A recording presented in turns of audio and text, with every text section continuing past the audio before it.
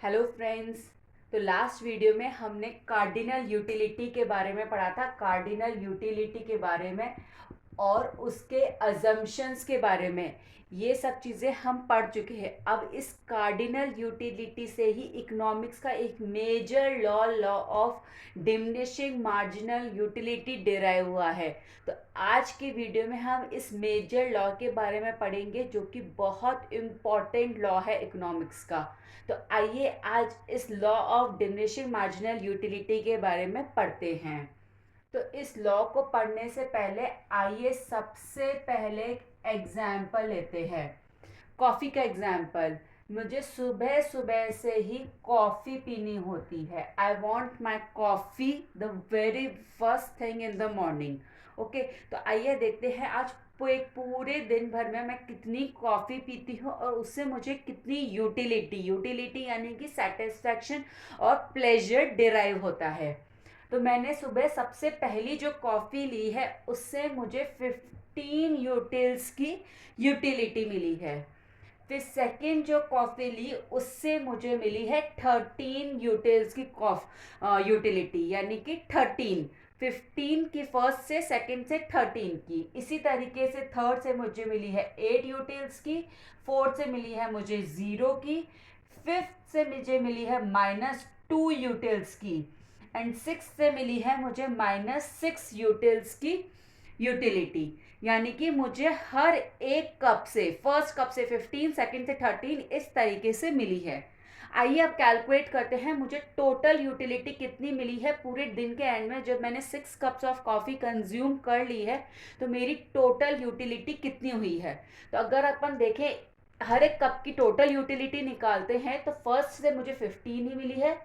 Second cup से, यानी कि जब तक मैंने 2 कप कंज्यूम करे, मेरी टोटल यूटिलिटी कितनी हो गई थी, 15 + 13 = 25 यूटिल्स की मेरी टोटल यूटिलिटी हो गई थी। इसी तरीके से थर्ड कप कंज्यूम करने तक मेरी यूटिलिटी टोटल हो गई थी 25 + 8 = 33 यूटिल्स की यूटिलिटी। करेक्ट। फिर फोर्थ में 33 + 0 = 33 यूटिल्स ही रही थी मेरी टोटल यूटिलिटी। करेक्ट। फिर मेरी नेगेटिव हो गई थी, यानी कि 33 - 2 = 31, एंड लास्ट कप में मेरी थी 31 - 6 = 25 यूटिल्स की यूटिलिटी।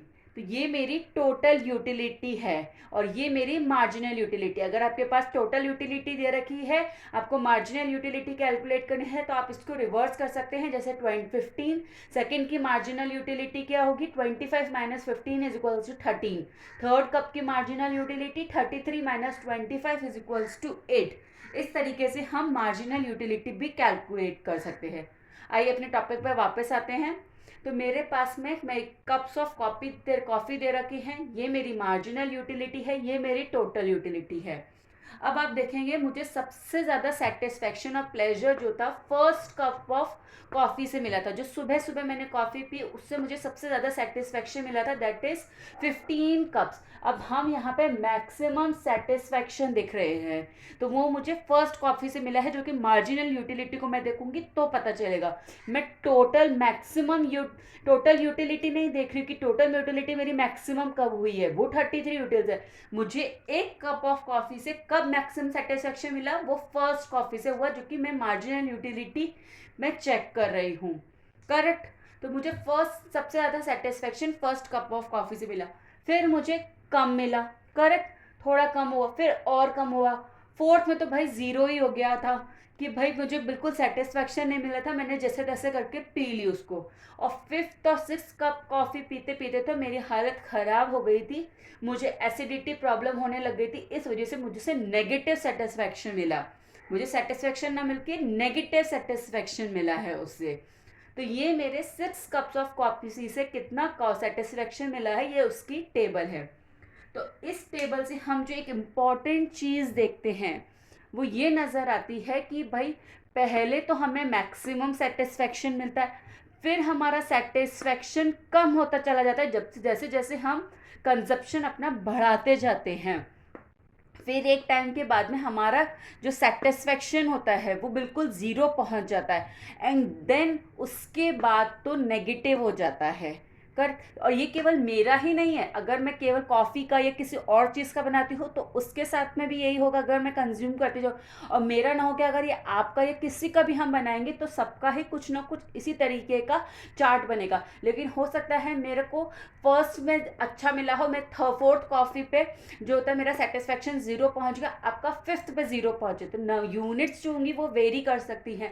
बट मोर और लेस हम सभी ऐसे बिहेव करते हैं कि पहले तो हमें यार बहुत ज़्यादा सेटिस्फेक्शन मिलता है, हम कोई नई चीज़ कंज्यूम करते हैं तो उसके बाद हमारा सेटिस्फेक्शन कम होता चला जाता है और लास्ट में हम सेटिस्फेक्शन हमारा नेगेटिव होता चला जाता है अगर हम उसका कंजप्शन कम नहीं करेंगे तो ये इसी तरीके से हर कोई बिहेव करता है। And that's why it is our law of diminishing marginal utility.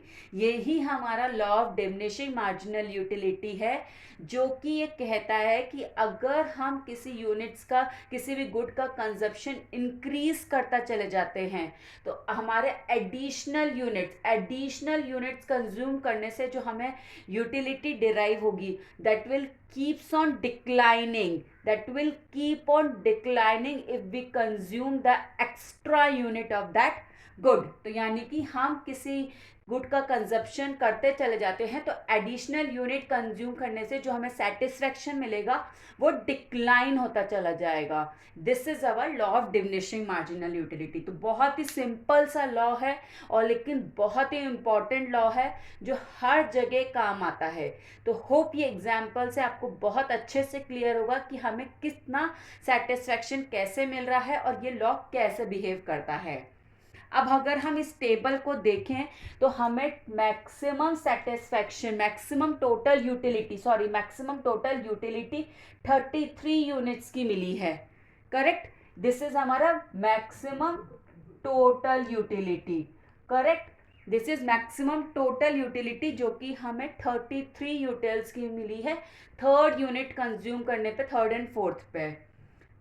आइए अब हम ये जो लॉ है इसको हम कर्व के फॉर्म में, ग्राफ पे कर्व के फॉर्म में देखते हैं कि मार्जिनल यूटिलिटी और टोटल यूटिलिटी का कर्व किस तरीके से बनता है और कैसे होता है। इस टेबल के अकॉर्डिंग ही हम देखेंगे, जो हमने अभी ये टेबल बनाई है इसी का ही हम कर्व बनाएंगे, मार्जिनल यूटिलिटी और टोटल यूटिलिटी का कर्व। आइए इसको देखते हैं। हमने जो अभी टेबल देखी है नंबर ऑफ कॉफ़ी के कप्स की, उसका हम एक ग्राफ बना के देखते हैं कि हमने ग्राफ पे उसको कैसे डिपिक्ट करेंगे, कर्व फॉर्म में कैसे होगा। तो पहले तो ये हमारा हो गया Y axis and X axis. तो वाई एक्सिस पे तो हम टोटल यूटिलिटी और मार्जिनल यूटिलिटी देखेंगे और इधर हम देखेंगे कॉफ़ी के कप्स, कॉफ़ी कप्स बोथ, दोनों जगह हम देखते हैं कॉफ़ी के कप्स। ठीक है, अब कॉफ़ी के कप्स हमारे 0 से लेके 6 कप्स हमने कंज्यूम किए थे एक दिन में, तो उनको हम चार्ट पेपर पे इधर शो कर देते हैं ग्राफ में। हमारे दोनों जगह सेम पॉइंट्स होंगे हमारे। करेक्ट, मोर और लेस सेम है। ठीक है, तो ये हमारे डिपिक्ट हो गया हमारा। अब हम टोटल यूटिलिटी और मार्जिनल यूटिलिटी का कर्व बनाएंगे। अगर आपने टोटल यूटिलिटी का टेबल देखेंगे तो आप देखेंगे कि टोटल यूटिलिटी जो होती है वो हमारी फोर्थ यूनिट तक, फोर्थ कॉफ़ी जो हमारी थी वहाँ तक इंक्रीज हुई थी और उसके बाद में डिक्लाइन हुई थी। और फोर्थ यूनिट पे हमारी कॉफ़ी मैक्सिमम यूटिलिटी दे रही थी, टोटल मैक्सिमम यूटिलिटी दे रही थी। तो इसको हम इस तरीके से, ये मैक्सिमम जाएगी फोर्थ यूनिट पे and then it goes on declining. Correct, it is the maximum, fourth unit हमारी मैक्सिमम दे रही है। अब मार्जिनल यूटिलिटी पे आते हैं तो फोर्थ यूनिट जो थी वो 0 मार्जिनल यूटिलिटी दे रही थी। Correct, this is our fourth unit. तो यहाँ पे हमारी 0 मार्जिनल यूटिलिटी थी और उससे पहले पॉजिटिव यूटिलिटी थी, positive utility, and then fifth और सिक्स में तो ये डिक्लाइन हो रही थी। करेक्ट, तो 0 यूनिट से पॉजिटिव कम होती चली जा रही थी यूटिलिटी, फिर उसके बाद में तो फिफ्थ एंड सिक्स यूनिट्स पर तो ये डिक्लाइन हो रही थी। तो इस तरीके का हमारा MU और TU का कर्व है। ये सॉरी, TU है हमारा और ये है हमारा मार्जिनल यूटिलिटी कर्व।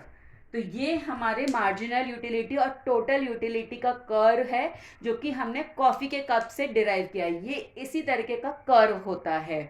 तो आइए इनके बीच में जो रिलेशनशिप है, MU और TU के बीच में जो रिलेशनशिप है, इंपॉर्टेंट रिलेशनशिप, उसको देखते हैं हम कि क्या रिलेशनशिप है. This relationship is very much important relationship है. तो फर्स्ट रिलेशनशिप कहता है कि जब MU पॉजिटिव है तो TU इंक्रीज करेगा at an diminishing rate. Correct. Diminishing rate पे इंक्रीज करता है, लेकिन वो इंक्रीज करता है. जब MU पॉजिटिव होता है, TU इंक्रीज करता है एट ए डिमिनिशिंग रेट. या फिर इसको उल्टा भी बोल सकते हैं, जब TU इंक्रीज करता है at a diminishing rate, MU is और marginal utility is always positive. Correct. Second relationship हमारा कहता है व्हेन MU जीरो होता है तब TU is at maximum. TU maximum होता है, टोटल यूटिलिटी मैक्सिमम होता है. और इन अदर वर्ड्स, जब टोटल यूटिलिटी मैक्सिमम होता है तब मार्जिनल यूटिलिटी जीरो पहुंच जाता है. This is always. And the last relationship और the third point is when MU is negative होगा, आपका मार्जिनल यूटिलिटी नेगेटिव होगी तो TU विल डिक्लाइन और TU will fall. This is the third relationship. और in other words, when TU will fall the marginal utility will be negative. So these are the three main parts of the marginal utility and total utility relationship. ये आपको by heart याद करने होंगे क्योंकि ये बहुत important concept है. वैसे तो अगर आप ये टेबल के थ्रू समझेंगे, ग्राफ कर्व के थ्रू, तो आप ये कभी नहीं भूलेंगे कि इनके बीच में क्या रिलेशनशिप होता है. तो ये law of diminishing marginal utility बहुत इंपॉर्टेंट लॉ है. इसी के बेसिस पर आगे लॉ ऑफ डिमांड भी हमारा डिराइव हुआ है. तो मिलते हैं नेक्स्ट वीडियो में. तब तक आप इस वीडियो को बहुत अच्छे से देख लीजिएगा. कुछ भी प्रॉब्लम हो तो प्लीज़ मुझे कमेंट करके ज़रूर बताइएगा.